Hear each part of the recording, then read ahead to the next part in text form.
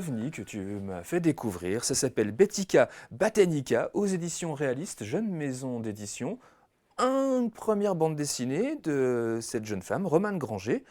Donc voilà, avec un format complètement bizarre. Voilà, format atypique, vous voyez, vraiment petit, plus petit qu'un livre de poche.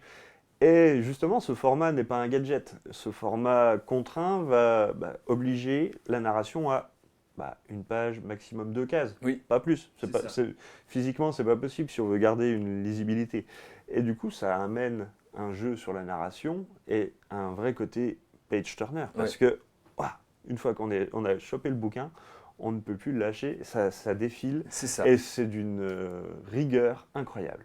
Alors, on suit 2 inspecteurs qui vont en Ardèche. A priori, il y a une secte qui commence à faire du dégât là-bas. Ils y vont. Eux n'y croient pas des masses. Ouais. Il y a juste des gens qu'on ne retrouve pas, que les familles ne savent pas où ils sont. Mais... Et donc, ils vont enquêter. Alors ça, c'est le tout début de l'histoire et je ne vais pas en dire plus parce que, voilà, il y a vraiment, encore une fois, plein de bouleversements, plein d'idées très différentes. Si je devais faire un pitch un peu plus réducteur, je dirais que c'est X-Files, mais sous LSD. Donc très, très acide, très surprenant, ça part vraiment dans tous les sens, mais c'est cohérent. Ça m'a fait penser aussi à Twin Peaks. Oui. Voilà, il y a un côté étrange, permanent, mais pas étrange surnaturel. Étrange, malsain, glauque. Ouais.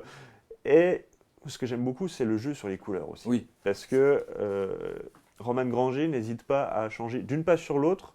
On voit les protagonistes habillés par exemple en vert. Oui. La page suivante, les habits sont en rouge. Mais ça fait penser à un changement d'éclairage au cinéma. Oui. Donc voilà, des changements de teinte, des changements d'ambiance c'est permanents comme c'est ça. presque un flipbook, tu vois. Enfin voilà, il y a ce côté, on tourne les pages très très vite Ah oui, clairement. pour que ça prenne vie. Ouais. Et franchement, j'ai trouvé ça surprenant, mais vraiment dans le bon sens du terme.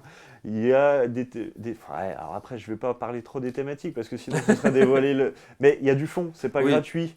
Il y a une fin ouverte. On peut se dire ouais, j'ai pas tout compris, mais c'est pas grave. Le cœur du truc est pas là. Le cœur de cette bande dessinée, c'est la narration, l'ambiance et le pouvoir hypnotique de ces pages. Ouais. Donc Romane Granger, une première bande dessinée, une autrice franchement à suivre Clairement.